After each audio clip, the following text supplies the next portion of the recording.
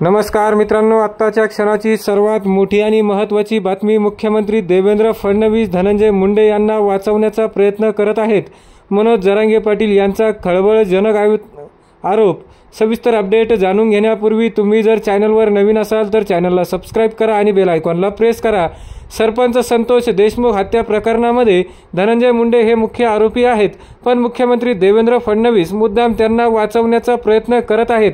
त्यांनी पोलीस व तपास यंत्रणेलाही या विषयाला फुल स्टॉप देण्याचे गुप्त आदेश दिले आहे, असा खळबळजनक आरोप मराठा आंदोलक मनोज जरांगे पाटील यांनी सोमवारी केला आहे.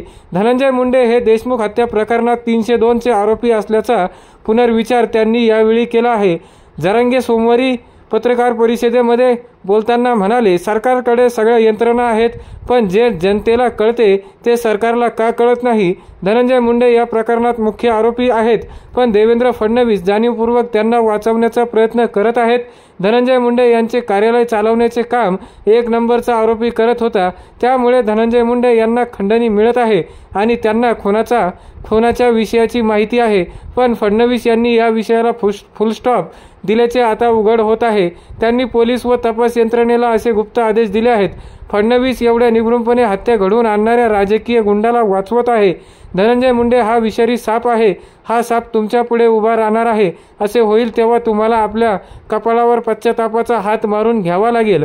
खंडणी मागितल्यानंतर व खून झाल्यानंतरही फोनाफोनी झाली. पहिला आरोपी फोन उचलत नव्हता म्हणून या आरोपींनी धनंजय मुंडे यांच्या कानावर फोन करून सर्व काही घातले, अशी चर्चा लोकांमध्ये सुरू झाली आहे.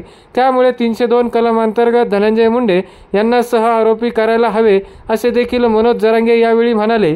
मित्रांनो, याबाबत तुम्हाला काय वाटतं? तुमची प्रतिक्रिया नक्कीच कळवा. तुम्ही जर चॅनलवर नवीन असाल तर चॅनलला सबस्क्राईब करा आणि बेल आयकॉनला प्रेस करा. भेटूया पुढच्या व्हिडिओमध्ये एका वेगळ्या विषयासह. तुर्तास धन्यवाद. जय महाराष्ट्र.